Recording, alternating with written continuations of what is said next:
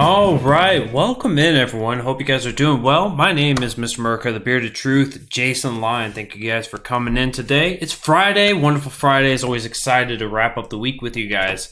If this is your first time tuning in, I am your neighborhood-friendly libertarian talking to you about politics and social issues, not just here in the country, but also around the world. I'm excited for today. We've got a lot to talk about. But first, the big thing that I wanted to really bring to you guys is one thing about libertarianism is reaching out and helping out others and doing as much as that we can through voluntary means. And down there in beautiful Florida, we have Stateside Kava. And this Stateside is a kava bar that is doing a new operation that I think is really important.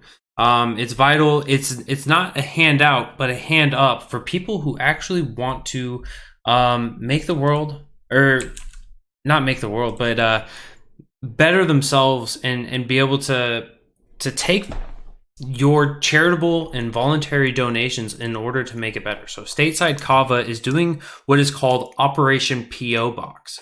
Now, what Operation P.O. Box is the guys down at Stateside Kava are going to be going through and finding some local homeless people for them down in Indian Shores, Florida.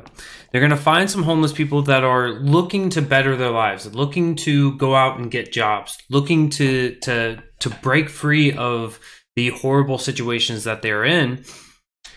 And they do this from help from you. So the guys down at Stateside Kava are going to be opening up P.O. boxes for the homeless, and this will be a means in which you, regardless of where you are around the country, can send in gift cards, or send food, send products, send whatever it is that you can to these individuals, which will also enable them, by having these P.O. boxes, it will enable them to be able to get a driver's license, which then they're in the state of Florida. They could take their driver's license that they've obtained because they have a P.O. box, and now they can actually go out and get legal employment.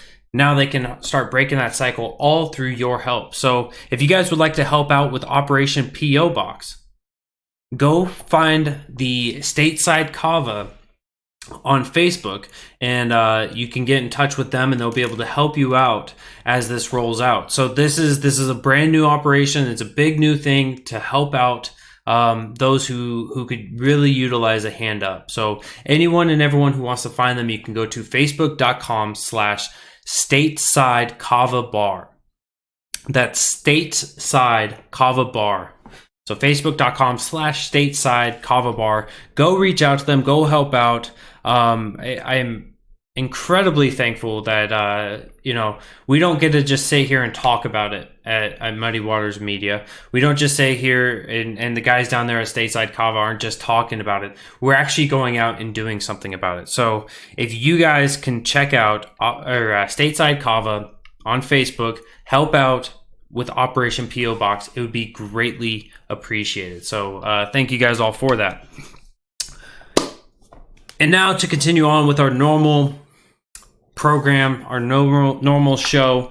I want to give another big shout out to Muddy Waters Media for giving me a platform to come out here and talk to you guys about politics and social issues, give you my views, my opinions, and my principles, all based around bringing it back to you, the individual. Tonight's show, we have the torpedoes that flew up into the air and helped ensure that we would be looking at the future with a war with Iran. Hopefully this is not a Gulf of Tonkin situation, but time will tell. We're also going to be covering the House, Jerry Nadler, the House Judiciary. They brought in John Dean for questioning in order to assert his deep understanding of the Mueller probe, of the Mueller investigation. And I want to take a quick snippet from there and have Jim Jordan have have Jim Jordan's line of questioning with John Dean. I thought it was beautifully done, and I want to bring that up to you guys. President Trump today came out and talked about how he's going to work to fix healthcare in this country. So we're going to cover that as well as some of the responses there. And Sarah Huckabee Sanders, the White House press secretary, is vacating the premises. She is out the door, and that, of course, is something worth discussing a little bit. So we've got a couple good stories coming up here within the hour. Thank you guys all for being here once again, wrapping up the week with me. It is always greatly appreciated. Happy birthday to Donald Trump today. Shane makes a great point. Without the government, who would help the homeless? # we will. And to use another line from Shane, we will pick up the shovel and we will dig. We will make the changes and we will do what is important and what is vital for our societies, for our communities, and that is us. So regardless if you're a Democrat, Libertarian, or Republican, we can all do our best in order to help out those around us. Welcome in, Pat. All right, guys, let's get started. At first, I think I want to start off with Jim Jordan. I think this would be the best way to get started. So, the House Judiciary is still stuck on the idea that we need to push the narrative. We need to push the view that we must impeach President Trump. The Mueller report may have vindicated President Trump on the idea that he committed some kind of action in order to accept Russia, in order to take in their help, that he was colluding with them. He was vindicated on the fact that he was not a part of that. But Jerry Nadler and the Democrats are not satisfied with that because Trump is still in office. And so one of the things that they want to do, and certainly people who've been in this kind of training know that you want to start undermining the administration in any way possible. So they bring in John Dean. Now, John Dean, if you guys look back at the time of Nixon, when Nixon was being impeached, you would see John Dean. You would see his name pop up. John Dean was somebody that was indicted and pled guilty to obstructing justice. He was one of the individuals taken down during the Nixon Watergate scandal. And we'll find out or hear a little bit more about John Dean from Jim Jordan. But I think that the big thing that we need to see is that the Democrats are pushing a partisan view, and so they bring in partisan figures in order to make this work. So here we have, this is going to be opening up with Jerry Nadler giving the time or allowing Representative Jim Jordan from Ohio to speak to this old guy, Bernie Sanders lookalike, John Dean. The gentleman from Ohio, Mr. Jordan. Thank you, Mr. Chairman. At a memorial event for David Hamburg, Speaker Pelosi and I had a chance to discuss impeachment. Mr. Dean, who wrote that? I did. 1 month ago, May 11th, 2019. Haven't we been too long in not giving Trump a meaningful... Hold on, I'm gonna back this up for 1 second. 1 month ago, May 11th, 2019. I feel like when he said 19, I feel like he was thinking about 1984, but it was just that little thing that I heard a couple times while I was watching this earlier. Haven't we been too long in not giving Trump a meaningful moniker? Should it be deranged Don, deadbeat Don, demagogue Don? Thoughts, please, comments. Mr. Dean, who wrote that? I assume that was mine. It was yours. 19 days ago, May 22nd, 2019, there was this. We are witnessing Trump's massive cover-up of his criminal behavior as POTUS. He's incapable of accomplishing anything. Mr. Dean, you know who wrote that? Now, what Jim Jordan is doing right here is he's taking the credibility of John Dean and he's trying to undermine it, right? John Dean, who's been on Twitter, those were his remarks. John Dean is somebody that is a hyper-political person. He's a partisan. He's been against the Republicans in a lot of ways. And here we see no difference, that he is has been opposed to President Trump, and he has been opposed to many people. Jimmy Dean was a good son. He just made breakfast all the time. Yeah.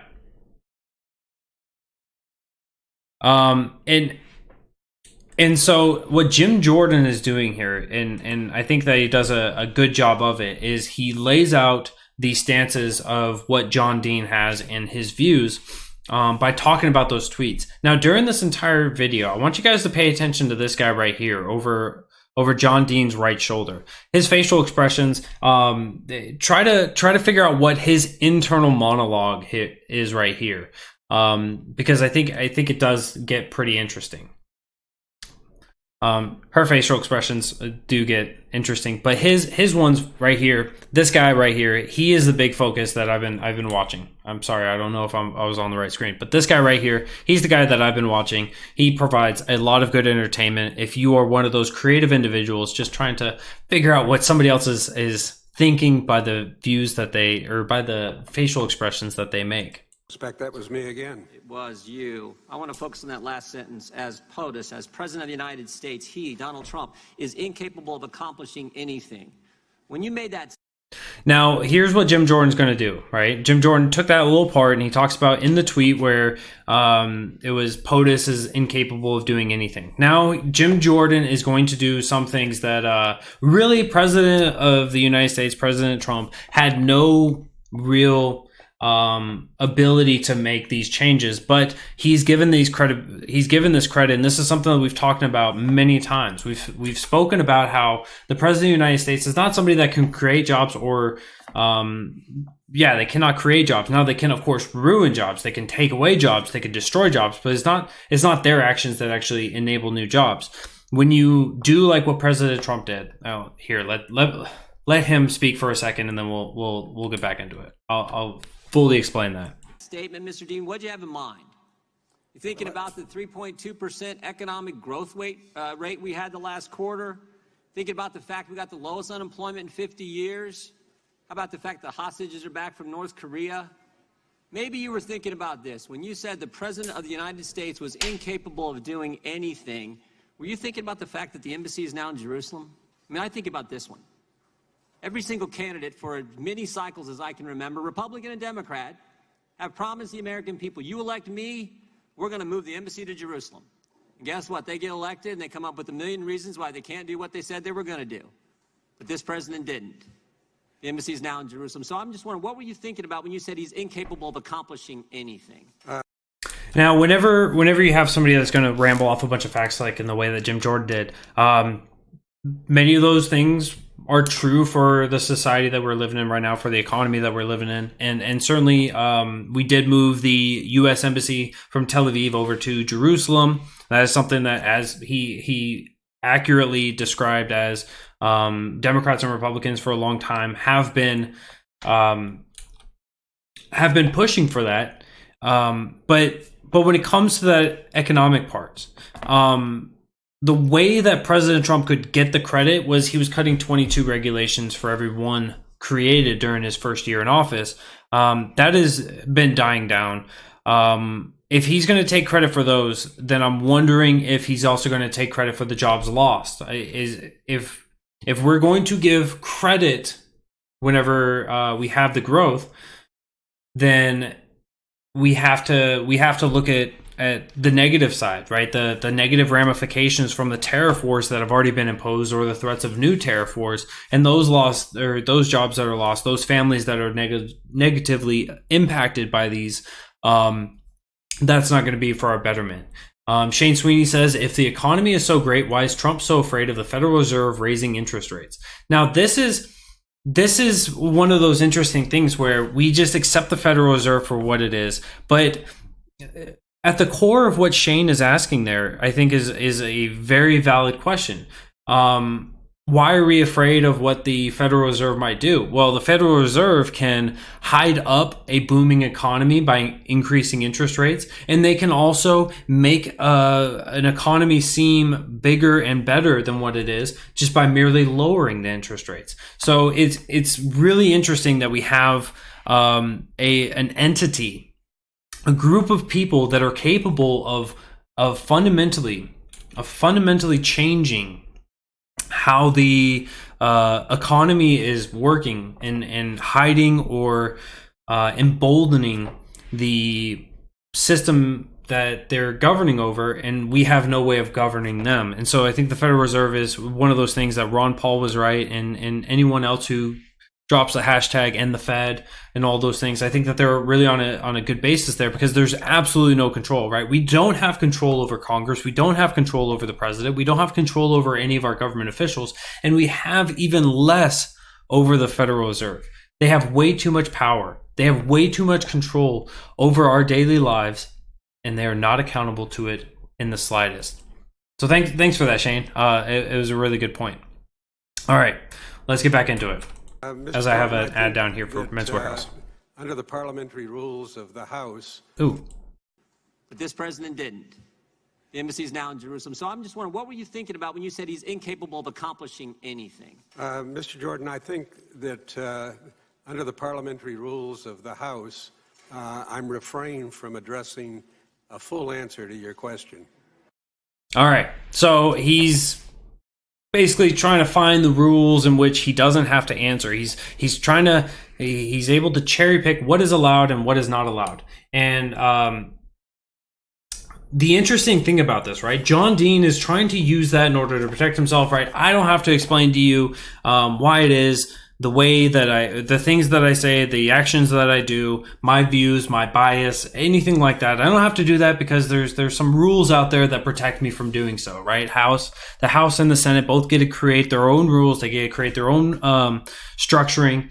And by doing so, right, John Dean understands exactly how to get away from that, right? This is somebody who was indicted in the past for obstructing justice. And now he's not obstructing the justice. He's just not allowing for the justice to breathe. You weren't refrained. And if you didn't hear that, I'll back it up one more time. As he finishes it, you have an uproar of laughter. An uproar. All of the Democrats and I think his lawyers, maybe like 2 or 3 other people. Just an uproar of laughter. Because, oh, look at that. John Dean got one over on Jim Jordan. But like most times, whenever the Democrats come out there and start laughing and they think it's over, like him or not, like Jim Jordan or not, Jim Jordan is one of those guys that manages to really take it back and hit back whenever it's a situation like that. And so let's see if Jim Jordan magically pulls away with this. And I think we all know that he does. You weren't refrained in your tweets and your comments and the things you wrote. My tweets are not subject to the parliamentarian. They are subject to state of mind and the perspective you bring to this hearing, and I think the American people understand. Let me ask you this then: So the frame of mind, right? The inner workings of this guy. That's what he was questioning with those tweets from before. Did you give advice to Lanny Davis or Michael Cohen prior to Mr. Cohen's testimony to Congress? To Lanny Davis or Michael Cohen and the perspective you bring to this hearing, and I think the American people listen to this question. Did you give advice to Lanny Davis or Michael Cohen prior to Mr. Cohen's testimony to Congress? Did you give any support to Lanny Davis or Cohen before his testimony? No. Well, you said on Aaron Burnett's show the night before Mr. Cohen testified in front of the Oversight Committee that Michael Cohen you said you had talked to Lanny Davis and that Michael Cohen should hold his testimony as long as possible from Republicans. You didn't say that to Mr. Davis? You said it on Aaron Burnett's show the night before Mr. Cohen testified. I didn't say it directly to Mr. Cohen was your question. No, it wasn't. So, right there, caught him in a lie. Do I think this is important? Absolutely not. He's because Jim Jordan wanted to box him in, because Jim Jordan is not doing that for that quick hit, that quick gotcha moment. Because Jim Jordan is doing this with a plan, with precision, right? He's able to give John Dean the opportunity to not lie before Congress, and is getting him to clarify because this is going to be important. Question was, did you give advice to Lanny Davis or Michael Cohen prior to Mr. Cohen's testimony to Congress? Yeah, I have known Lanny Davis for almost a couple decades, and we have talked about it. And I did say, as soon as you turn your testimony over, it will be picked apart. Still watching this guy? You instructed Michael Cohen's lawyer to keep information from.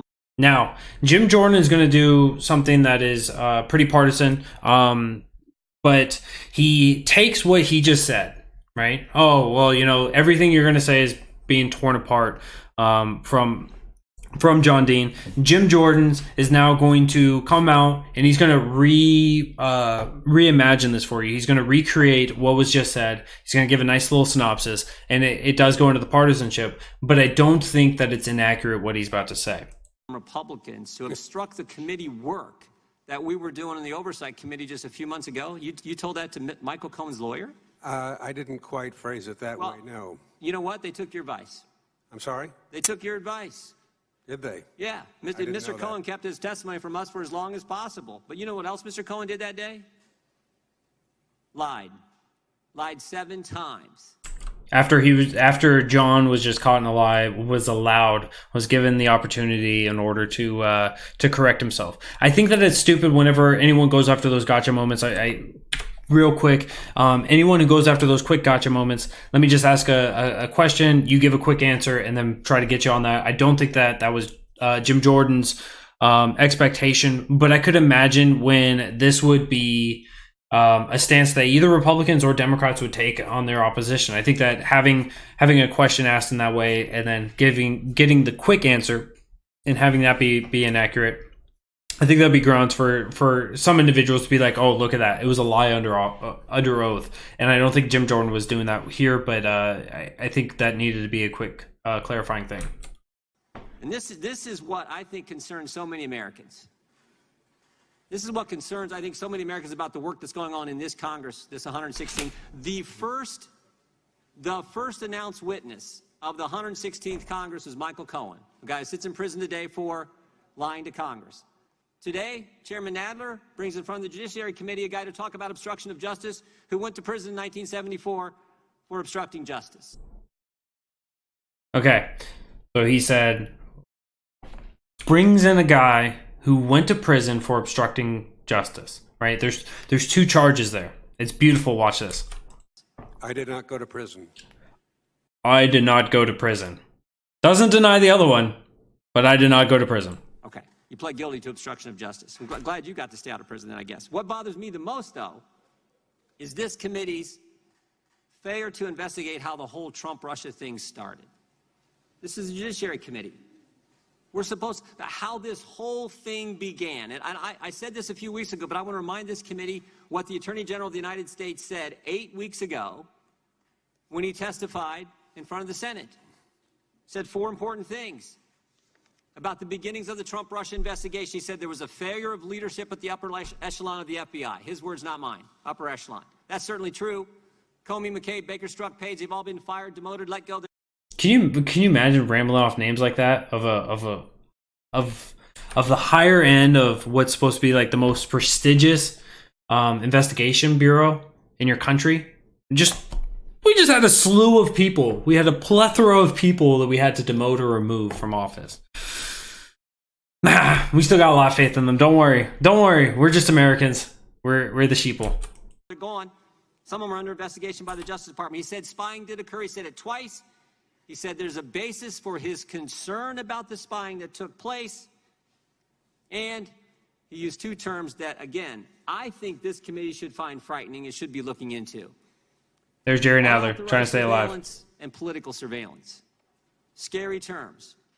So the good news is, even though this Congress has memorandums of understanding between the key committee chairmen on how they're going to coordinate their attack on the president, even though this Congress' first big witness, first big hearing, Michael Cohen, a guy who sits in prison for lying to Congress. Can we stop and talk about this guy for a second?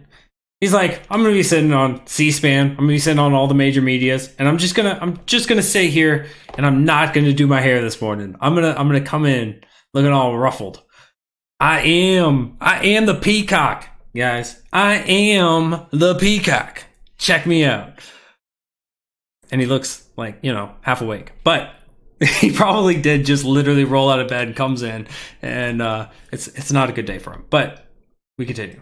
And even though we now have a guy testifying about obstruction of justice who pled guilty to obstruction of justice, we should be looking into the things Bill Barr's looking at. Now, the good news is Mr. Durham's doing that.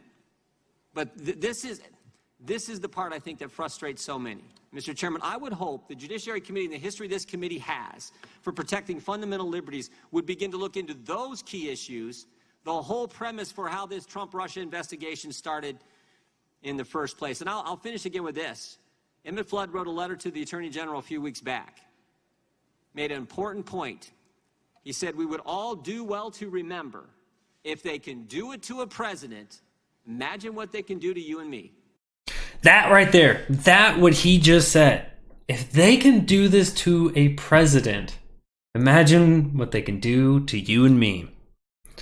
This is exactly what I've been telling you guys about literally everything. Call it confirmation bias, call it whatever you want to call it. But this is exactly why libertarians are exactly who they are. This is exactly why I take the stances that I've been taking time and time again. The idea that they can do this against the highest echelon of the government means that you, the individual, they care even less about you. They don't worry about you at all, right? You get body bagged, you get suicided 2 times to the back of the head, you get just wiped off the face of the earth, you get your civil rights taken away without due process. You have all of these atrocious things done against you. Nobody cares. But they do it against a president, they do it against the highest members of our government. And people cheer this on. People cheer this on. Now, I am all in favor of holding people accountable. I am all in favor of saying, look, you committed a crime. Let's hold your feet to the fire just as you would hold our feet to the fire. Let's stop having a different standard. Let's stop having a double standards for one set of standards for the people and one set of standards for government officials. If we can say, if we're going to animal farm this, that everyone is equal and some people are more equal than others, and obviously elected members of government are certainly more equal than us, and they're getting destroyed, then what's stopping them from destroying you? I'll let him finish.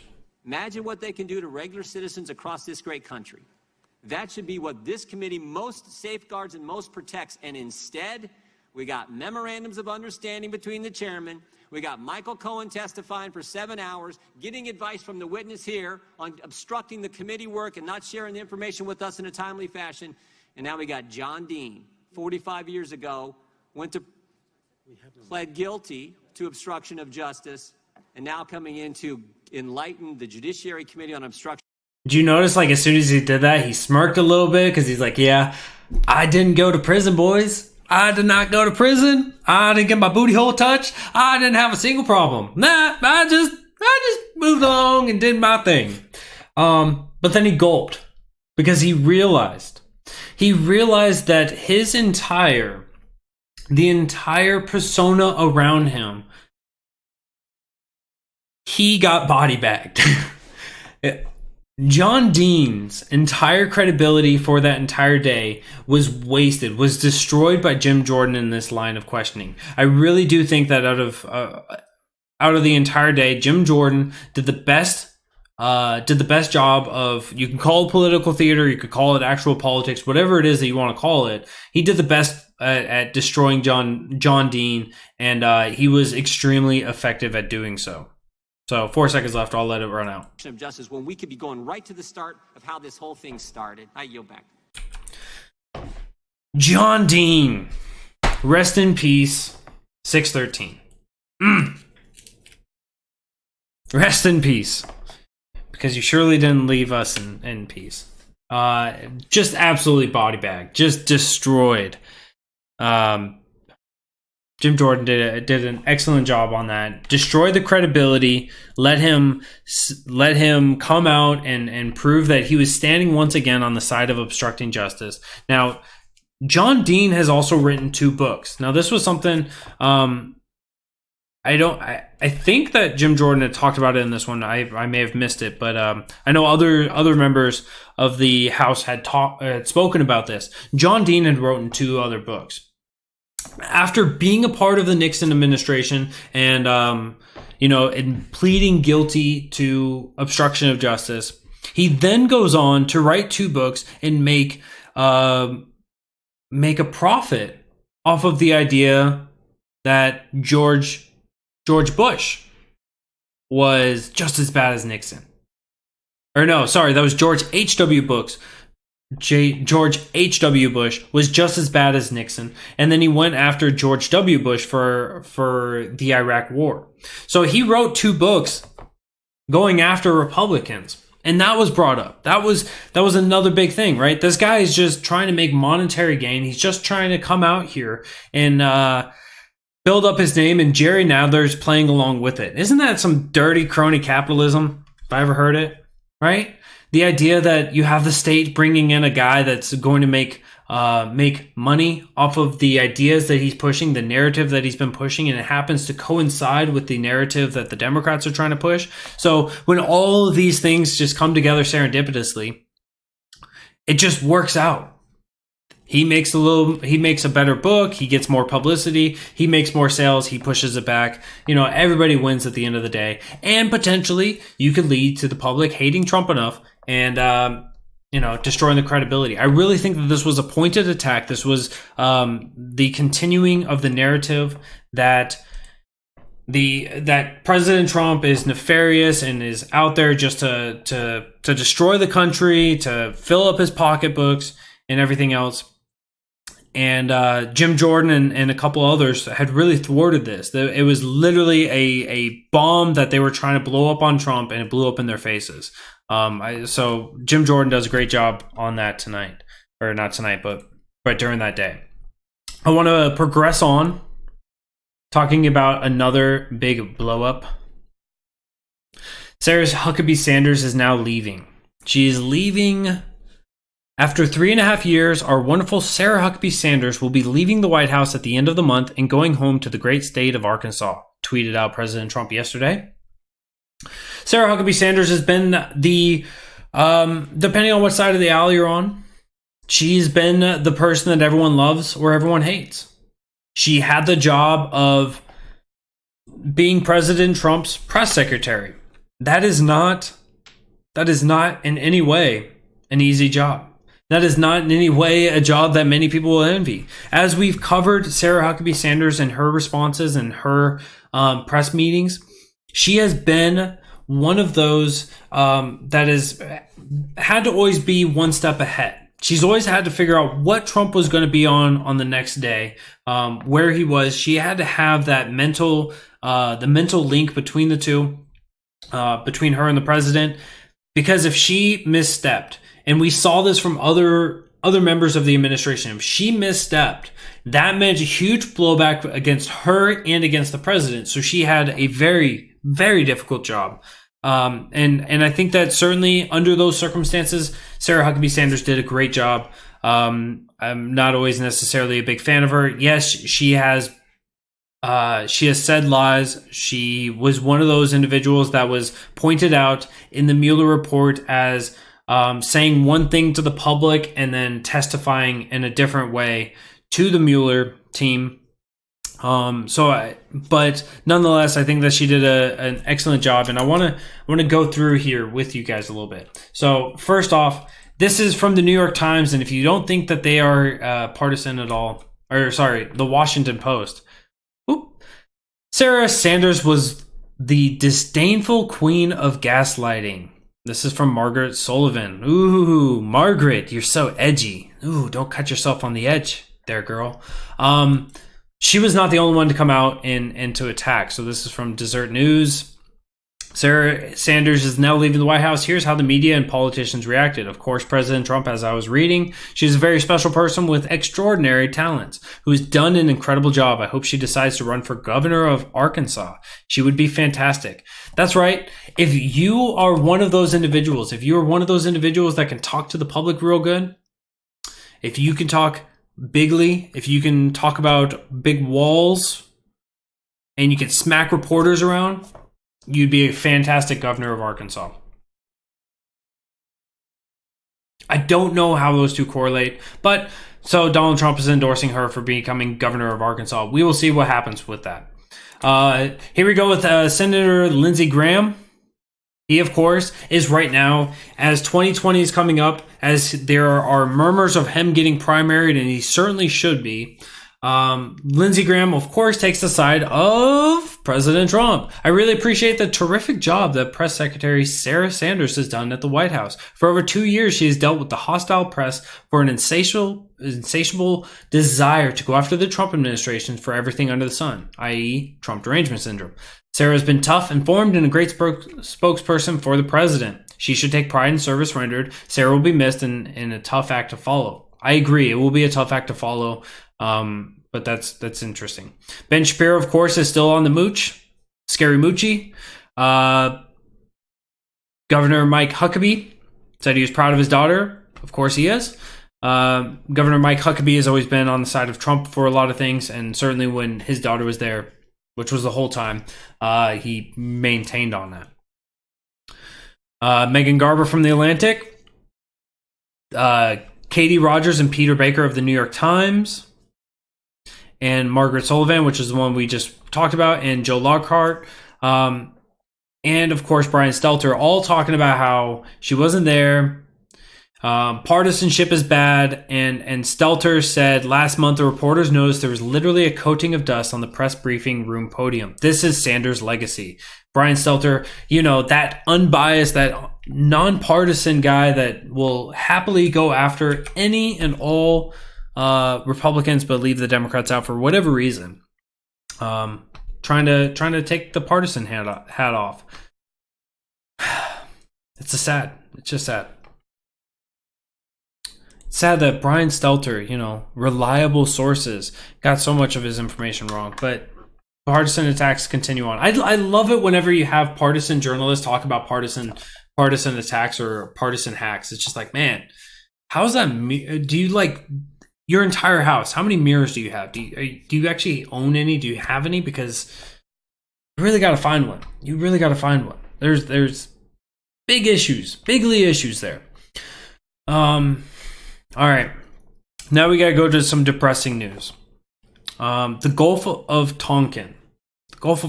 If you guys haven't heard what the Gulf of Tonkin is, the Gulf of Tonkin was back in 1964, and it also happened in the last week here in the world. It rhymed. It didn't repeat itself. But Gulf of Tonkin was back during the Vietnam War, or actually just there before, when North Vietnam and South Vietnam had some issues, had some scuffles, and North Vietnam was about to have a communistic leader, and the idea that he was going to take over South Vietnam and control that was a big scare for South Vietnam. They were worried, they were terrified, and they had actually worked with America so that America could come in and perform some intelligence survey. They could perform a reconnaissance in order to gain intel and to be able to help provide that information out. Now, a part of this, because of the time that they were living in, we had to worry about, or we had to actually bring a boat close. We had to bring ships nearby because it was all done by boat. So the United States Navy brought a ship along into and right up next to North Korea. Now, during this time, of course, North Vietnam. Now, with North Vietnam, they see a boat coming. They're going to want to repel borders. They're going to want to keep their borders safe. You have somebody coming from another country, you don't know what they're doing, and certainly if they knew they were doing an intelligence reconnaissance, they wouldn't want them there anyways. So the North Vietnamese send a boat out towards the United States Navy vessel. On the way out there, the United States Navy vessel shoots a couple shots across the bow. This is considered a warning shot that says, hey, you're coming near us, leave us alone, get away from us, and you only get one set of warning shots from the American boats. In response to this, the North Vietnamese boat shot torpedoes. They shot torpedoes and they missed. I.e., they shot warning shots saying, no, you're not going to repel us from the waters. We are going to repel you from our borders. And as a result, the captain of the boat called into the White House, got in touch, over to DC, got in touch, and relayed the message that they were shot at. So the warning shots were them being shot at. A couple days later, I believe it was 2 days later, the same boat, the same captain, come floating back across the ocean or across the sea, and coming up to North Vietnam once again, pulling up to the countryside. The North Vietnamese send out another boat in order to repel their borders. And during this time, I'm sorry, they did not send out a boat, but there was a call from the same boat that was sent, the American boat, and that sent the same message that they were being shot at. There was a second message that was relayed just after the first that was saying we had bad information. Now, the reason for the bad information, the reason why everyone freaked out, they weren't sure if it was a hardware blip from the previous torpedo strikes or torpedoes that were in the water, or if it was the inclement weather that they were facing. But nonetheless, the idea was there that they had a reason to sound the alarm, and now they weren't sure what it was, but it wasn't an actual torpedo. Nonetheless, from 30 minutes after the first message was sent, the order was given for bombing runs across North Vietnam. That was the initiating event for us to get involved in the war in Vietnam. Now, what has happened here, right next to UAE and Iran, is there were two Japanese oil cargo boats that were bringing oil, and both of them became under attack. There has been reporting by the United States intelligence as well as the president that these were torpedoes, that these are not torpedoes, but these were mines, and that they were Iranian mines. So, are we going to get involved in Iran? Well, we'll have to wait and see. But nonetheless, if you look at the video that the president and that others have pointed out, they're pulling something way above the waterline. This is something that was pointed out also by the president of the Japanese company that owns those ships. That the mines were located above the waterline, so it's curious as to how they got up there. But nonetheless, the crews on those ships said that it was actually things flying through the air. So it wasn't underwater, so it's not a mine, it's not a torpedo, but could have been something else. There's speculation as to if it was Saudi Arabia, if it was another country, or if it was just America, how this was all unfolding and how this is playing. But nonetheless, the big thing here is that there's no clear answer. The Japanese owner of a tanker attached in the Gulf of Oman claimed Friday that it was struck by a flying projectile, contradicting reports by U.S. officials and the military on the source of the blast. So it was a flying projectile. President Trump said that it was a mine. So we don't have a clear message. We don't have clear intelligence on this.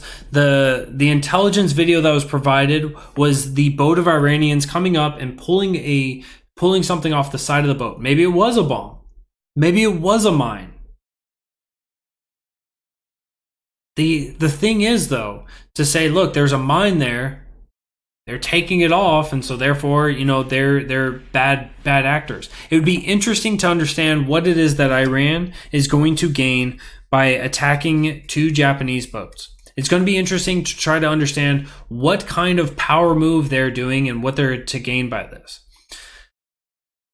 I don't see any way that this is going to be better for them, so this may be another bad actor in the area trying to get the involvement of others, right? If you could blame it on Iran and you could take Iran out, you may have a little more freedom. You may have a little more room to breathe in that area, whether it's directly in the oil trade or in other forms of trade. It's it's a worrisome world right now.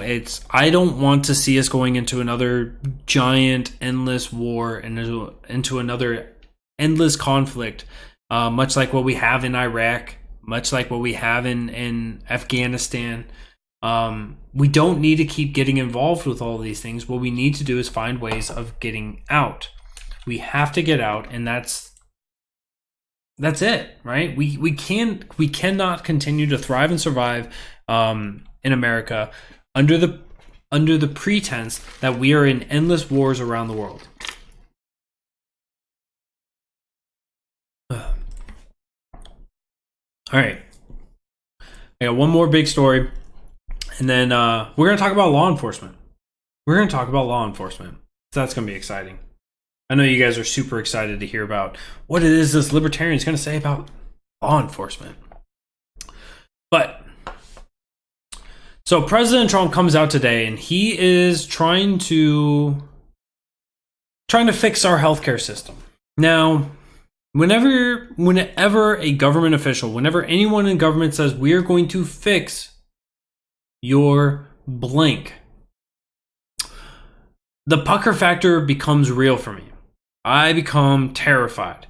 What kind of ways are they going to manipulate the market? What kind of ways are they going to force the market into some giant circular hole with their giant square block? What are they going to try and force into this that is not going to work?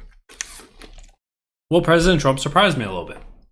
President Trump is looking to expand options and drive down the cost of healthcare by enabling employers to give workers tax-exempted funds to allow them to purchase health coverage on the individual market rather than obtaining a plan through their places of work.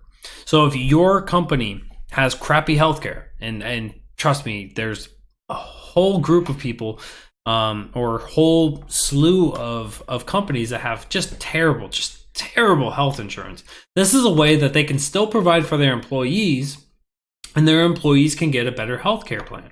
They can take care of their families, and they're still being subsidized a little bit by their employers. Now, to understand where this came about, this did come about from the Affordable Care Act. This was put in under President Obama, and it was something that helped destroy the market for individuals, because you had to pay for these giant things, and the prices were driving up. The premiums under Obama, under the Affordable Care Act, have been skyrocketing, and so this was a way to fight this. This was a way to push back against this. This is something that I agree with, right? The idea that you get out of the way, that the government gets out of the way. This is why those 22 regulations being cut were a good thing for everyone created. Because when the government gets out of the way, those markets can do better. If the government's trying to put their thumb on it, the only thing that they can do is suppress it. They can slow it. They can defeat it, but they cannot cause it to thrive. They can allow it to thrive, but they can't cause it to thrive. And so this would be a good thing. For them to step out of the way, and for allow individuals who work for companies to be able to be, enables them to be able to be subsidized by their employer if their employer decides to. Good thing. But here's what Nancy Pelosi has to say about that. The president's cruel hypocrisy knows no bounds. While he claims to want affordable coverage, his Justice Department is busy arguing that courts could destroy protections for the people with pre-existing conditions and strike down every other protection and guarantee of the affordable health care for America's families. Now, President Trump himself is a fan of pre-existing conditions. This is where one big way that he and I differ. I don't think that it is that we force a market to service people that they would otherwise not want to. Now, if you have a pre-existing condition, I would hope that you would have insurance. I would hope that we'd be able to get the government out of it enough to where everyone can afford health insurance. But I would never demand that somebody provide you a service that is going to be to the detriment of themselves. They should be able to pick and choose. And now, if they're in a contract, if you guys are both well within your contracts and working together within those bounds, they shouldn't be able to refuse it. But Nancy Pelosi here is just projecting that it's the Justice Department looking to take this down. Nancy, I don't think you have anything to worry about. I don't think President Trump's going to allow that to go. He's going to argue with it within his own Department of Justice to ensure it doesn't go. But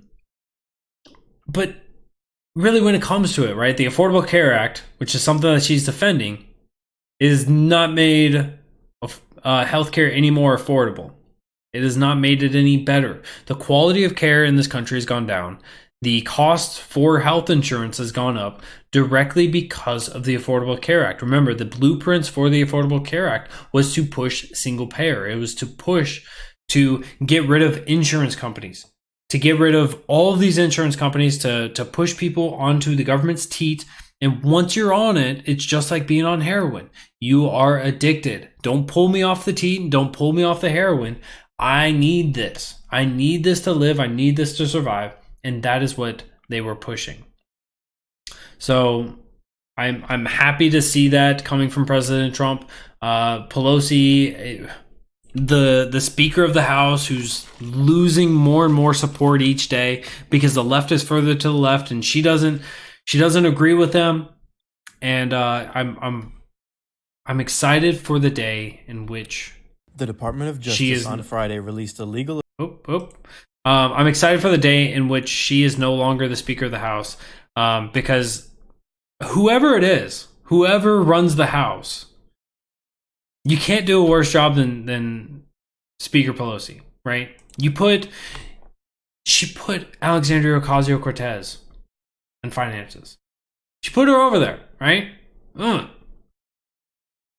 Put a bartender in there that, despite jumping from the basically unemployed bartender wages that she was living off of to $174,000 a year, is not enough.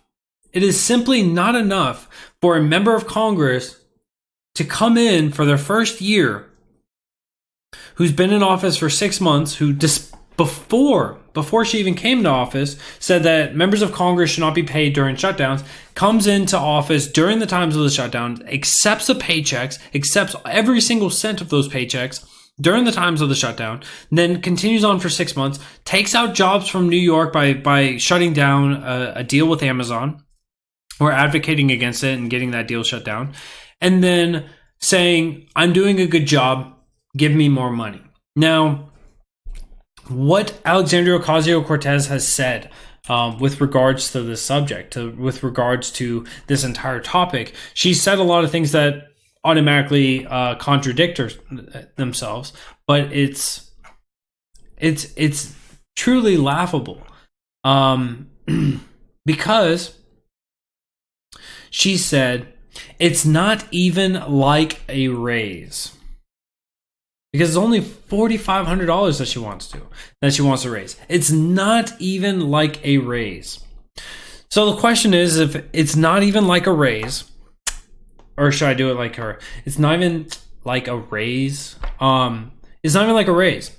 So if it's not like a raise, then why are you advocating for it? If it's not going to make any change, why are you going to advocate for it? And she continues on down this terrible line of thinking into saying, after, I believe that the not like a raise is after this, but nonetheless, she talks about this $4,500 a year is going to help keep out the dark money. You give members of Congress $4,500, you bribe them with $4,500 a year, and they will no longer accept bribe money. They will no longer accept the dirty money, the dark money, as she continually goes after. So you just got to give your member of Congress a little more money, and then now magically they're no longer going to be corrupt. They're no longer going to be accepting all this money from other outside sources, because that $4,500, getting them just under the cusp of $200,000, is enough to keep them satisfied. AOC, not the smartest of people, and she just continually does this to herself. All right, I want to give another quick shout out real quick. If you guys missed the intro of the show, I got to talk to you guys about Operation P.O. Box. So down there, down yonder, in Indian Shores, Florida, a stateside kava, and they're pushing a new form of outreach and a new form of help through voluntary means. They're doing Operation P.O. Box, where they're going to be opening up P.O. boxes for for homeless people that they've screened and that want a hand up in order to help get back on their feet and be able to function in our society. In Florida, you require an address, and that can include a P.O. box in order to get a license. If you get a license, then you're able to work. So this operation is not only going to be able to get them in those means of being able to get a job, but this also means that you, the individual, can voluntarily send gift cards. You can send support. You can send letters. You can send money. You can send whatever it is that you want to these P.O. boxes in order to help out. If this is something that you can do, we would all appreciate it from here at Muddy Waters, as well as from Stateside Kava. If you go over to the Facebook page, facebook.com/Stateside Kava Bar. That's Stateside Kava Bar. Go on over to the Facebook page. Again, that is Stateside Kava Bar. Contact them through that, and we will get you in touch and get you to be able to help others. And it is greatly appreciated each and every time. So if you guys could do that, help out with Operation P.O. Box, and that is Stateside Kava. Go to their Facebook page and help out. We would all be eternally grateful, and that is what the Liberty Movement is about. It's not just about talking about being charitable. It's not just talking about helping out, but it's actually being about it. And so any help, eternally grateful. Thank you all. I'm gonna give this one real quick one. This was a little bit breaking just before I hopped on the show tonight. Actually, here, let me open up the call line if you guys would like.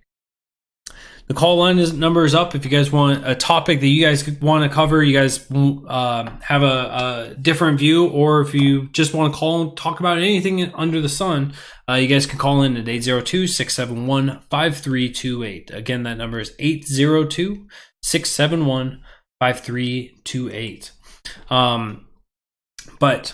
So this was dropped just before I went live with you guys. Justice Department releases legal opinion backing Treasury's refusal to release Trump's tax return.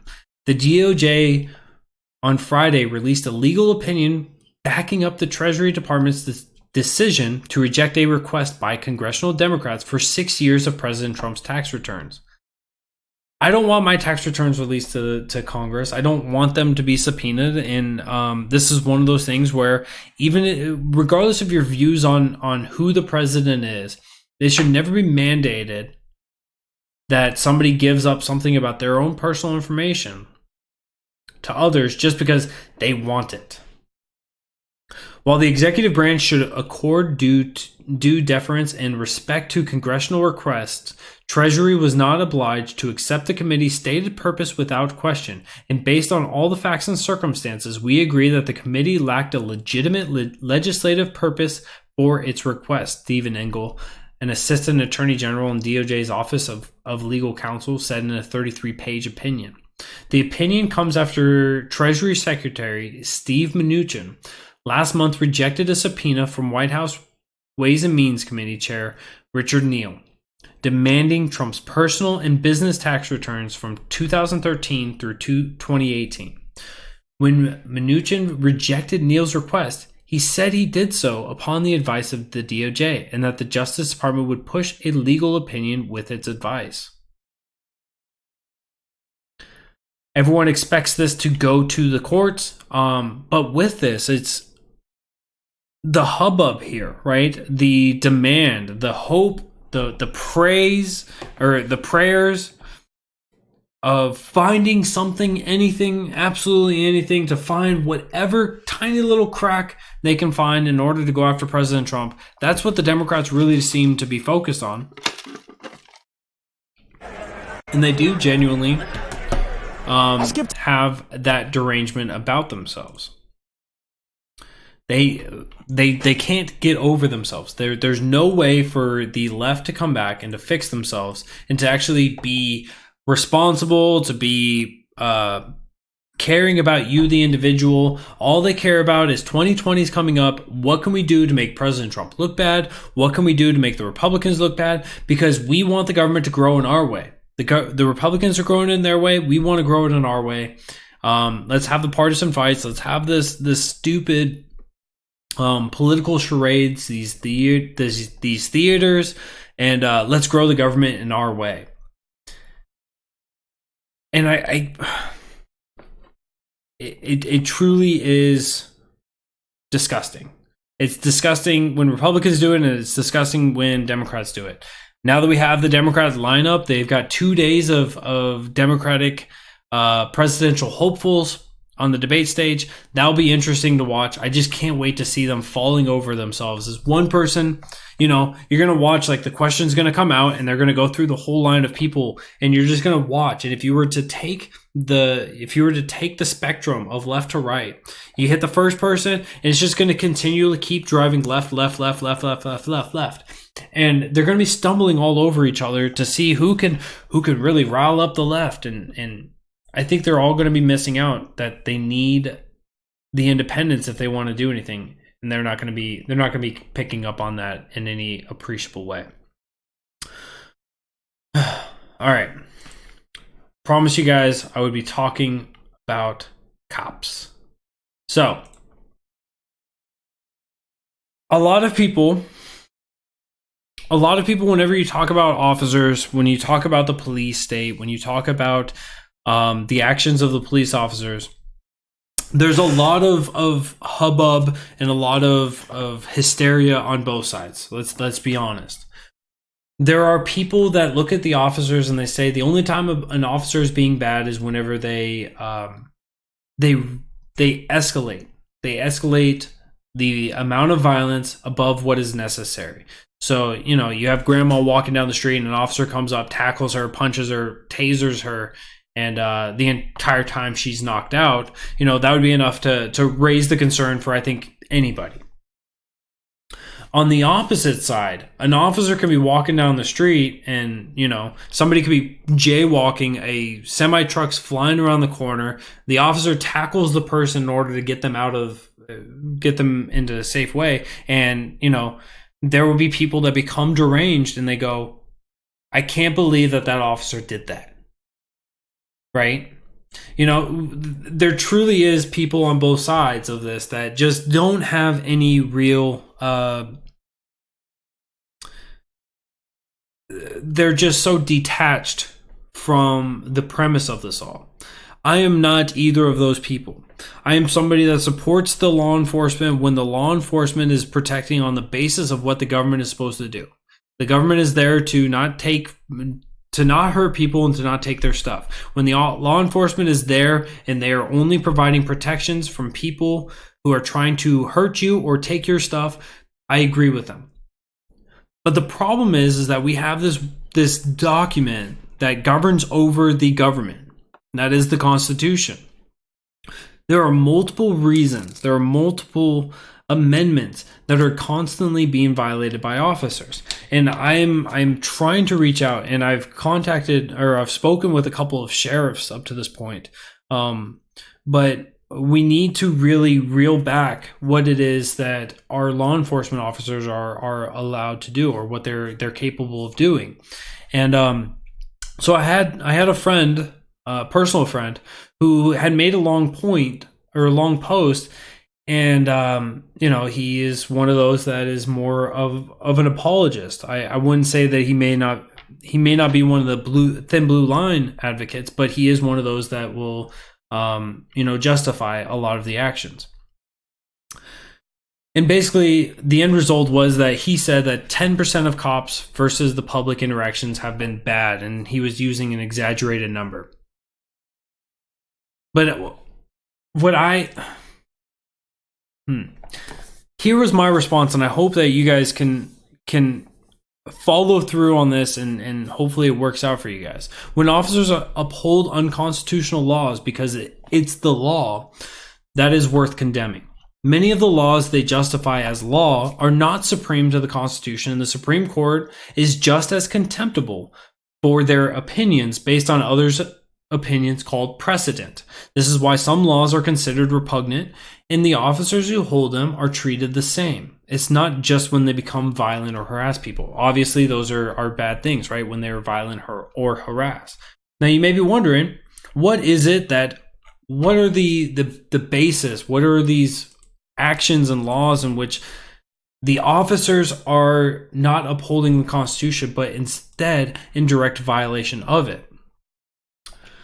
So if you look at the DUI checkpoints, this is something that has been protected by Supreme Court opinions, and that is that the Fourth Amendment actually prohibits a DUI checkpoint.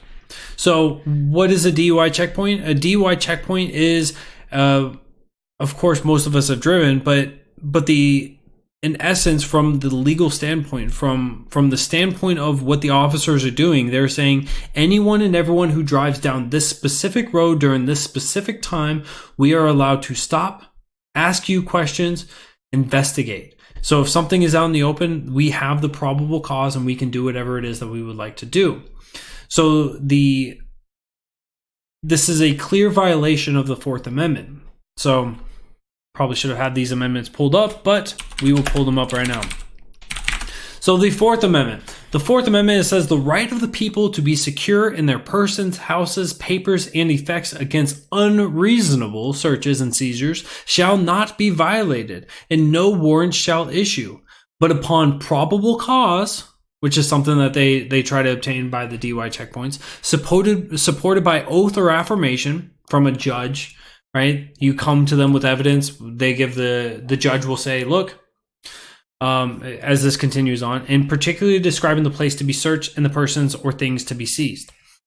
So you come to the judge, you have evidence. You're like, say, Bob Dole down here. Sorry, Bob Dole. I know you, rest in peace. But Bob Dole's living on this house. We think that he has these things, and so we want to go check it out. Right? You bring that to the judge. The judge says, "Yep, you can go into this house. You can go." You can search this house, and these things can be seized that are within the scope of what you believe is acceptable. That is how the Fourth Amendment is actually applied to the government. But when it comes to the DUI checkpoint, maybe the judge says, hey, look, here's the scope. This road, anyone who drives past you now have probable cause. Anyone who drives past you can pull over and you can ask them for help. So Fourth Amendment does not apply there. So driving down a certain road at a certain time means that an officer has a reasonable justification to stop, question, and even search vehicles who drive down the road. That doesn't sound reasonable at all. When it comes to those searches, they must be by oath or affirmation, and of course the scope must be granted. A blanketed check them all by a judge does not meet the tenor of the amendment. When it comes to civil asset forfeiture, this is something that I've harped on before. I hope you guys all remember what civil asset forfeiture is. But civil asset forfeiture is whenever an officer is basically taking the assets from somebody, right? You're driving down the road and you're a drug dealer, so they take your car, right? Now they're taking your asset. They're trying to prevent you from continuing to commit a crime. Here in South Carolina and across in many states, civil asset forfeiture is allowed even if there's no charge being alleged against you. This is a clear violation of the Eighth Amendment.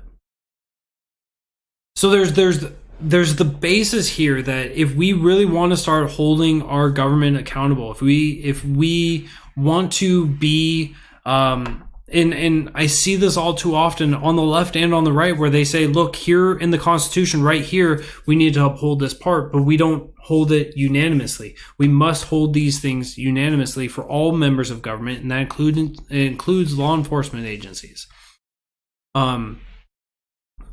It's not that I hate cops. It's not that I am deranged when it comes to cops. It's not that I see a cop and I'm like, hide my drugs, hide my flamethrowers, hide all these things that are illegal. It's just a matter of, if the cops are there to protect and serve, it should not be the state that they are protecting and serving us with fines and fees. They should be there protecting us from people who seek to do us harm or to take our stuff. And so I hope that with those two quick examples that I gave, and with that understanding, people can start understanding that just because we stand against the law enforcement that we have doesn't mean that we oppose law enforcement outright. It's been a big giant misconception. It's been a big giant hubbub for a lot of people that they believe that libertarians are inherently against the police. And I would argue even that the most libertarian of people are still in favor of some form of law enforcement. They just maybe not a government ran one. But with that, guys, I'm gonna head out for the night. I'm gonna head out for the weekend. I hope you guys all have a great weekend. It is Friday night, so do not drink and drive or ride with those who do. You have family and friends who care about you and love you deeply. They want to see you get back here safe and sound for Monday as we start the whole week all over again. So thank you guys all. Take care. Have fun this weekend. Spend some time and relax, and I'll see you guys on Monday. Have a good one, and I'll see you guys soon. I am Mr. Merca, the Bearded Truth, Jason Lyon.